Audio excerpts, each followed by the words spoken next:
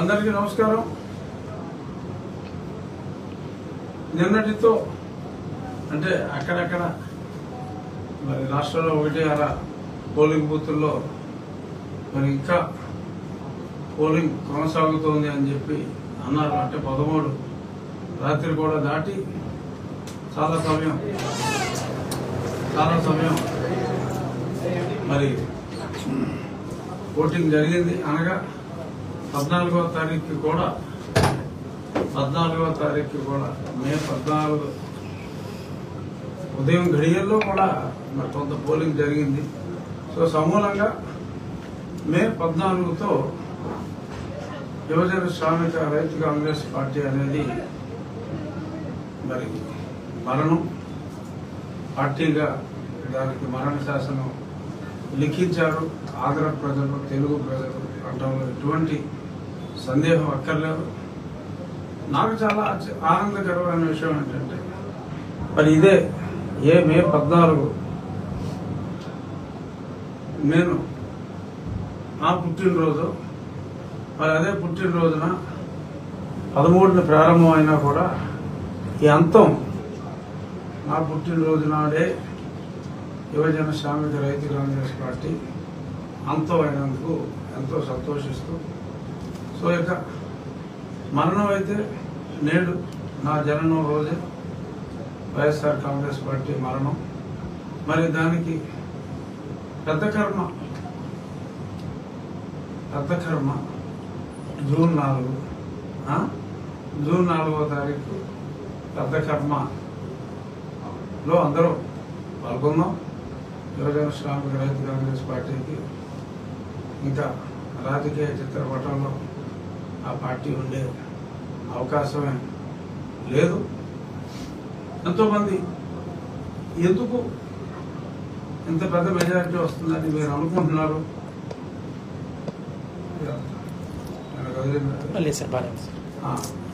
ఎందుకు ఇంత పెద్ద మెజారిటీ మీరు వస్తుంది అనుకుంటున్నారు? ఇవాళ సాక్షి పేపర్లో 110 స్థానాలు ఎంత రాశారు? 112. వైనాట్ 175 నుంచి 112కి వాళ్ళు వచ్చారు. మరి మీకు వాళ్ళు 112 అంటే మరి పార్టీకే తద్దినం అని చెప్పి నేను ఎందుకు అంటున్నాను అనే సందేహాలు మీకు ఎవరికైనా వచ్చినాయా? మీకు కూడా అదే ఒపీనియన్లో ఉన్నారా అండి? మీరు చెప్పండి సార్, తర్వాత అడుగుతారా? నాకైతే ఎటువంటి సందేహం లేదు. ఎందుకు అంటే 2 ముఖ్య కారణాలు. గతంలో నేను 4 సంవత్సరాలుగా రాష్ట్రంలో చెప్తానే ఉన్నా ఏ కేటగిరీస్ ఆఫ్ పీపుల్ అన్హ్యాపీగా ఉన్నారన్నది. బట్ ఇప్పుడు ముఖ్యంగా మొన్న ఎంప్లాయీస్ అంటే ఆల్మోస్ట్ వాళ్ళ ఫ్యామిలీ మెంబర్లు అందరూ కలిపితే సుమారు 40 లక్షల మంది, అంటే 4 కోట్ల ఓటర్స్లో 10% 40 లక్షల మంది వారు వారి అనుబంధ కుటుంబ సభ్యులు ఉంటారు. 4,50,000 మంది ఓటు వేశారు. ఇంతమంది ఓటర్ టర్న్అవుట్ అమాంగ్ ఎంప్లాయీస్ అనేది ఎలక్షన్ డ్యూటీలో ఉన్న వాళ్ళకి అంత టర్న్అవుట్ అనేది ఇప్పుడు దాకా ఆంధ్రప్రదేశ్ చరిత్రలో కాదు, అసలు ఎక్కడా కూడా ఏ రాష్ట్ర చరిత్రలో కూడా లేదు. గత ఎన్నికల్లో ఎంతో యాంటీవే ఉందని అందరూ మాట్లాడుతుంటే మరి సుమారు 1,60,70,000 ఓట్లు పోలైతే 4,50,000 ఓట్లు పోలేని, అందులో 90% ఏదో 1 కొన్ని ప్రాతిపదికలు తప్ప అందరూ కూడా కూటమికే వేయటం జరిగింది. మరి దీన్ని బట్టి చూస్తే అది ఒక పాజిటివ్ అనుకుంటే, మరి ఎన్నడూ లేని విధంగా మా గోదావరి జిల్లాలో చూడాలి అంటే సంక్రాంతిని మించి, సంక్రాంతికే హైదరాబాద్ ఖాళీ అవుతుంది మామూలుగా, అంతకు మించి నిర్మానుష్యం అయిపోయింది హైదరాబాద్. అక్కడ ఎన్నికలు ఉన్నప్పటికీ కూడా నిర్మానుష్యం అయిపోయింది.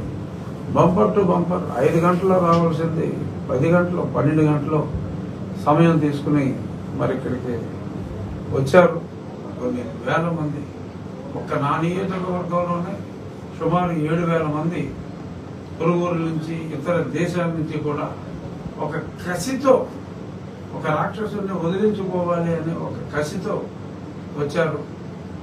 మొత్తం కర్ణాటక అటు తమిళనాడు నుంచి రాయలసీమ ప్రాంతాలకి వచ్చిన వాళ్ళు కానీ హైదరాబాద్ నుంచి మా కోస్తా ప్రాంతాలకి ఇటు వచ్చిన వాళ్ళు కానీ చూసుకుంటే సుమారు ఒక 20 లక్షల మంది కసిగా వచ్చి ఓట్లేశారు. అందులో ఒక 10-20 వేలు ఏదన్నా పొరపాటున వైఎస్ఆర్ కాంగ్రెస్ పార్టీకి పడితే పడి ఉండొచ్చు తప్ప మిగిలిన 19 లక్షల చిల్లర కూటమికి, అంటే ఎక్కువ స్థానాల్లో పోటీ చేసింది తెలుగుదేశం కాబట్టి ఎక్కువ ఓట్లు తెలుగుదేశానికి వచ్చాయి అనటంలో ఎటువంటి సందేహం లేదు. ఇక ఈరోజు సాక్షిలో రాసుకున్నాను, మహిళలు చాలా పెద్ద సంఖ్యలో వచ్చారు కాబట్టి జగన్మోహన్ రెడ్డి నెగ్గుతున్నాడు అని చెప్పి రాశారు. మహిళలు పెద్ద సంఖ్యలో రావడానికి ముఖ్య కారణం జగన్మోహన్ రెడ్డి వారికి చేసిన దగ. ఏదైతే మరి లిక్కర్ మద్య నిషేధం అని చెప్పి మరి వారి కుస్తీలతో స్కీములు పెట్టారని చెప్పి సిగ్గు లేకుండా జీవుల్లో కూడా రాసుకుని ఈ మద్యం మీద రాబోయే ఆదాయంతో నేను అమ్మఒడి అనే కార్యక్రమం ఇంకొన్ని కార్యక్రమాలు చేస్తున్నాను అంటే వాళ్ళ భర్తల ప్రాణాన్ని పణంగా పెట్టి వాళ్ళకి ఏదో చేస్తున్నట్టుగా చేసి మరి ఆ మద్యం ద్వారానే అతను కొన్ని వేల కోట్లు సంపాదించుకున్నాడు అన్న ఈ పచ్చి నిజం మహిళలందరూ తెలుసుకున్నారు. ఒకటి ఇతని మీద నెగిటివిటీ, 2 చంద్రబాబు నాయుడు గారు మహిళలకి అద్భుతమైన వరాలు ప్రామిస్ చేశారు. 1 3 సిలిండర్లు సంవత్సరానికి, ఇంకొకటి ఉచిత బస్సు ప్రయాణం, ఇంకొకటి 18 సంవత్సరాలు దాటిన మహిళలకు మరి వాళ్ళకి పింఛన్ ఎలిజిబిలిటీ వచ్చే వరకు, వృద్ధాప్య పింఛన్ ఎలిజిబిలిటీ వచ్చే వరకు 1500 రూపాయలు ఎవ్రీ మంత్, అనగా 15,000 రూపాయలు ప్రతి సంవత్సరం మరి వారికి కల్పించడం, ఇటువంటివి ఎన్నో చేసినందువల్ల మహిళలు పెద్ద ఎత్తున తరలి వచ్చారు తప్ప అది జగన్మోహన్ రెడ్డిని ఒక కసిగా ఓడించాలి అనే ఉద్దేశంతో మహిళలు కూడా వచ్చి పాల్గొనడం జరిగింది.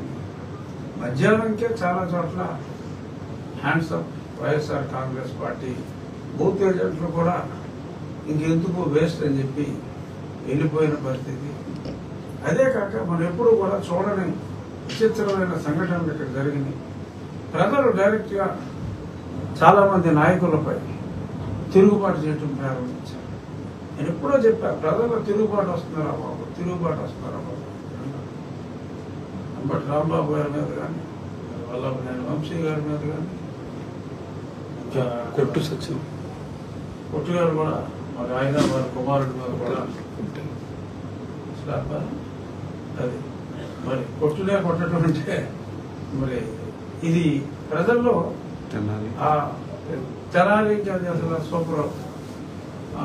మరి ఇలాగా ఆ ప్రజల్లో ఆ రెవల్యూషన్ వచ్చింది అంటే అది వాళ్ళ కక్ష.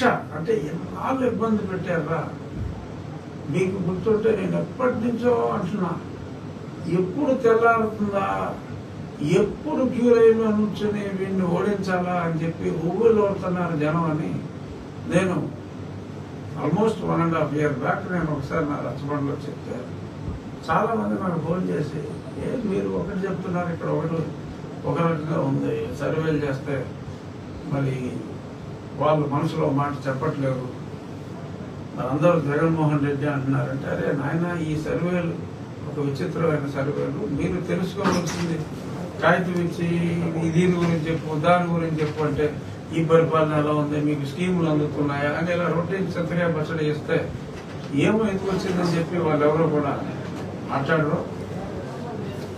కాబట్టి ఆ సర్వేని మనం నమ్మవలసిన అవసరం ఏమాత్రం లేదు. ప్రజానాడి, ఎందుకంటే నాకు వస్తున్న phone calls various sector of people దగ్గర నుంచి, ఎందరో మహిళల దగ్గర నుంచి, ఎందరో సఫరర్స్ దగ్గర నుంచి వస్తున్నాయి. ఆ భయం ఫ్యాక్టర్ నేను ఎలా కనిపెట్టానంటే, అందరూ నాకు విషయాలు చెప్తున్నారు. నేను ఢిల్లీలో మరి సందర్శనలో నాకు కూర్చోబెట్టాడు కదా, నాకు ఖాళీ, నేనేం ఖాళీగా లేను. వీళ్ళందరూ మాట్లాడిన ప్రతి వాడు కూడా ఇన్ఫర్మేషన్ చెప్పి, అయ్యా రాజుగారు దయచేసి నా పేరు చెప్పొద్దు, కానీ విషయం మీరు చెప్పాలి, 10 మందికి తెలియాలి అని కొన్ని వేల మంది నాకు ఈ 3-4 సంవత్సరాలు చెప్తే నాకు ఆ ఫియర్ ఫ్యాక్టర్ అర్థమైంది. ఎంతమంది, ఎన్ని sector of people, how many walks of people were against this cruel animal అనేది నాకు స్పష్టంగా అర్థమయ్యి నేను ఆ రోజు నుంచి కూడా చెప్తున్నా. ఇక ముందుగా ఇప్పుడు నేను ఇంకొక అంశం ఏంటంటే, ఇవాళ నాకు 2 పుట్టినరోజు. ఒకటి, నేను పుట్టిన మే 14 2 మే 14, 2021 నాకు ఆపరేషన్ జరిగిన ఫ్యూ మంత్స్ తర్వాత, హార్ట్ ఆపరేషన్ అయిన ఫ్యూ మంత్స్ తర్వాత ఈ ఉన్మాది నేను ఒకరోజు హైదరాబాద్లో ఉన్నప్పుడు నన్ను ఎత్తుకుపోయి ఆ పనిమాలినోడు పోలీస్ ఆఫీసర్ని తన మతానికి సంబంధించిన వాడిని పెట్టుకొని నన్ను లిటరల్గా కిడ్నాప్ లాగా చేసి ఆ రోజు అతనింటికి కళ్ళకంతలు కట్టి తీసుకొచ్చి కొడదాం అనుకున్నాడు. సరే అది ఇబ్బంది అవుతుంది, సిఆర్పిఎఫ్ ఉన్నాడంటే కస్టడీకి తీసుకెళ్లారు, సిఐడి ఆఫీస్ తీసుకెళ్లారు. అతి దారుణంగా నన్ను హింసించాడు. వాడు నన్ను చంపేయమన్నారు. ఈ విషయాలు కూడా ఇంతకుముందు చెప్పారు. కానీ ఒక ఎంపీని ఈ రకంగా చంపేస్తే అది చాలా తీవ్ర పరిణామాలకు దారితీస్తుందని ఆ పోలీస్ ఆఫీసర్, ఆ డీజీపీ ర్యాంక్ వాడు భయపడి రిస్క్ ఎందుకని చెప్పి నన్ను ముఖ్యమంత్రి ఆదేశాన్ని కాదని తను తాను రక్షించుకోవడం కోసం నన్ను చంపకుండా వదిలేశాడు. ఆ రోజే నేను అనుకున్నా, ఒరే రఘు, నీ పుట్టినరోజు నువ్వు చచ్చిపోయిన రోజు ఒకటే. కానీ నేను అనుకోవాలా ఆ పుట్టినరోజు నాడు నేను తిరిగి మళ్ళీ పుడతానని అనుకోవాలా. సో అప్పటి వరకు నేను, మీరు అబ్జర్వ్ చేస్తే నా రచ్చబండలో ఒక రకంగా ఉండేది. ఆ తర్వాత రచ్చబండలో మార్పు చూడండి. అప్పటి వరకు నేను ఎంతసేపు జగన్మోహన్ రెడ్డిలో మార్పు కోరుకున్నా. ఆ పార్టీలో ఉంటూ వాడు మారుతాడేమో, జగన్మోహన్ రెడ్డిలో మార్పు కోరుకున్నాడు. ఎప్పుడైతే నన్నే చంపాలని చెప్పి చూశాడో, చంపించాలని చూశాడో, ఆ తర్వాత నేను జగన్మోహన్ రెడ్డిని మార్చాలి అని నిర్ణయం తీసుకున్నాను. అతనిలో మార్పు అప్టిల్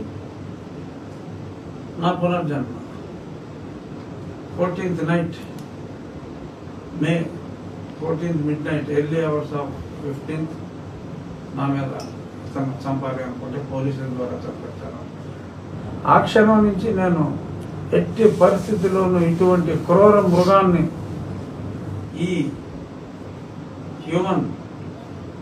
ఈ పాలిటిక్స్లో ఇటువంటి యానిమల్ని ఉంచకూడదు అని చెప్పి ఆ రోజే, అందుకేనేమో నన్ను భగవంతుడు బ్రతికించాడేమో అని ఒక ఆలోచనతో, ఎలాగో పోవాల్సినోడు నువ్వు బ్రతికేవరా, నీ జీవితానికి ఉన్న లక్ష్యం ఇప్పుడు ఈ మానవ రూపంలో ఉన్న ఈ మృగాన్ని రాజకీయాల నుంచి దూరంగా ఉంచటం, అదే ధ్యేయంతో పనిచేశాను నేను.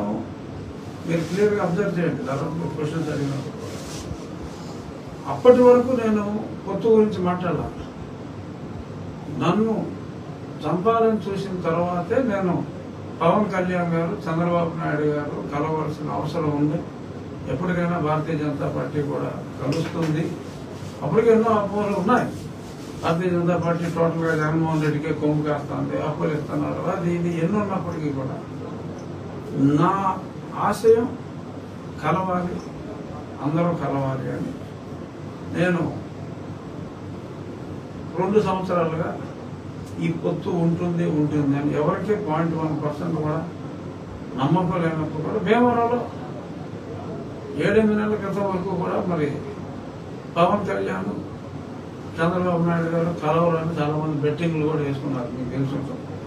ఎందుకంటే నా తర్వాత చాలా మంది రాజుగారు మీరు చెప్పారు, మీ మీద నమ్మకంతో మేము అనుమానంగా ఉన్న పందెం కాసాం, మీరు చెప్పిందే నిజమైంది. యాక్చువల్గా అది నా కోరిక, నిజం చెయ్యాలి అన్నది నా నమ్మకం. ఆ దిశగానే పనిచేశాం.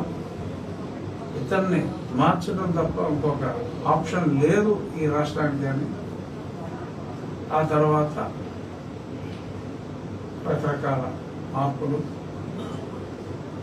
ఇప్పటికే పోరాడుతున్న చంద్రబాబు నాయుడు గారు, ఆ తర్వాత పవన్ కళ్యాణ్ గారు పూర్తిగా యాక్టివ్ అయ్యి మరి ఈయనతో కలిసి చివరిలో భారతీయ జనతా పార్టీ కూడా కలుసుకొని కూటమిగా ఏర్పడటం ఇవాళ ఒక పెద్ద మార్పుకి అది అప్పుల్లో శ్రీకారం చుట్టి నిన్నటితో ఇవాళ ఉదయంతో అది పూర్తిగా కూటమికి అత్యద్భుత విజయాన్ని సాధించే దిశగా వెళ్తాను.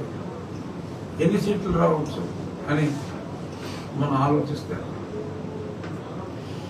నేను ఎంతోమంది రాయలసీమ నాయకులతో నిన్న రాత్రి కనీసం 40-50 మందితో మాట్లాడాను. వాళ్ళే ఊహించాల ఎంత చేంజ్ ఉంటుందని చెప్పి. ఎంతోమంది బెంగళూరు నుంచి అక్కడి నుంచి పనులకు వెళ్ళిన వాళ్ళు లేకపోతే పారిశ్రామికవేత్తలు ఆ లోలోకి వచ్చి రే మనం ఇతను ఓడించాలి అని చెప్పి ఓపెన్ అవుట్ అయిపోయి చేశారు. రాయలసీమలోనే 35 స్థానాలు కనీసం రాయలసీమలోనే వచ్చే అవకాశం ఉందని చెప్పి మాట్లాడటం అది చూస్తే ఇక్కడ సీన్ మనకు తెలుసు. ఇక్కడ మన గోదావరి జిల్లాలు కానీ విశాఖపట్నం కానీ విజయనగరం కూడా పెను మార్పు, శ్రీకాకుళం స్వీపు. సో ఇవన్నీ చూసుకుంటే ఒకసారి ఎవరు బ్రదర్ అనిల్ అనుకుంటా అన్నాడు 151లో అటు ఒకటి పోతుందో ఇటు ఒకటి పోతుందో తెలియదు అన్నాడు. అన్న ప్రశాంత్ కిషోర్ చెప్పింది 51 చెప్పాడు. అంటే అటు ఒకటి పోయినట్టు చెప్పాడు. కానీ ఇవాళ పరిస్థితి చూస్తే ఇటు ఒకటి పోయిదా ఉంది. అనగా 15 రావచ్చేమో. అంటే ఇట్స్ నాట్ అన్ ఎగ్జాగరేషన్. ఇవాళ గ్రౌండ్ రియాలిటీ మనం చూసుకుంటే ఆ ఎక్స్ట్రా పర్సంటేజ్ ఆఫ్ ఓటింగ్ కానీ ఆ అవుట్లో కానీ ఇవన్నీ చూసుకుంటే 15 వచ్చినా కూడా ఆశ్చర్యపోవలసిన పని లేదు. మరి నిన్న సజ్జల గారిని నేను పూర్తిగా చూడలేదు కానీ కొంచెం ఆయన ముఖ కవలికలు గమనించా. ఏడుస్తున్నాడు లిటరల్గా. ఆ బాధ అదంతా చాలా స్పష్టంగా తెలుస్తుంది. కానీ 100, 110, 103 అలా అంటే ఒక డెలీరియం అని చనిపోయే ముందు సంధి ప్రేలాపనలు అంటారు ఎటువంటి వాటిని. అటువంటి సంధి ప్రేలాపనలో మరి సజ్జల గారు ఉన్నారు. సరే జగన్మోహన్ రెడ్డి వ్యవసాయ వాళ్ళ ఏదో తీర్పు ఉంది కదా, ఎలాగో ఇస్తారు పర్మిషన్, అతనికి ఏదో మేనేజ్ చేసుకుంటాడు, వెళ్ళిపోతాడు. గత 4-5 రోజులు ఎక్స్టెండ్ చేసుకుని రిజల్ట్ బాగుంటే వస్తాడు, లేకపోతే మరి ఏం చేస్తాడో చూద్దాం. బట్ రాజకీయంగా పెద్ద నాయకులు ఆ పార్టీలో ఎవరైతే అఫ్కోర్స్ ఒక్కడే నాయకుడు అనుకోండి 1 to 100 జగన్మోహన్ రెడ్డి. బట్ ఆ తర్వాత మిగిలిన చిన్న చెత్త ఉంటే ఉండొచ్చు. ఏదైనా ఆ పార్టీ అనేది రాబోయే రోజుల్లో పొలిటికల్ ఏరియాలో ఉండే అవకాశాలు లేవు.